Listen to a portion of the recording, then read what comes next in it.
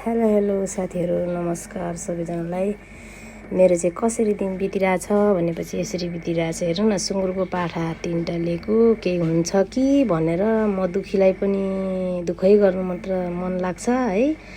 एउटा यो चाहिँ रातो पाठा चाहिँ बिरामी भएर हेर्नु न के हो, हड्डी अड्का जस्तो लाग्छ। हेर्नु न, यो डुँडको चाहिँ किन छेक्नु भएको भन्नुहुन्छ भने चारोमा मुतेर चारै नखाने, अनि अब होइन दुःख सुख दाना ल्याएर दिउँ भनौँ, सबै त्यो चारोमा हगेर मुतेर चारै नखाइदिने। त्यसैले दिमाग लाएर चाहिँ आधीमा डुँड र अनि तल छेउमा चाहिँ छेक्नेमा उतापट्टि डुँड उतापट्टि पानी गर्ने कुन्छ बिग्रिन्छ भनेर चाहिँ त्यसमा सानो कार्पेटको टुक्रा लाएर माथिबाट ढुङ्गाले थिचिरहेछ साथीहरू। यस्तै छ हेर्नु न, एउटा खुत्रुके जस्तै हो भन्दा नि हुन्छ होइन। हेर्नु बिहानै उठो, सुँगुरलाई नै हेरौँ के भयो कसो भयो होला भनेर हेर्नु न, यसरी बितिरहेछ साथीहरू।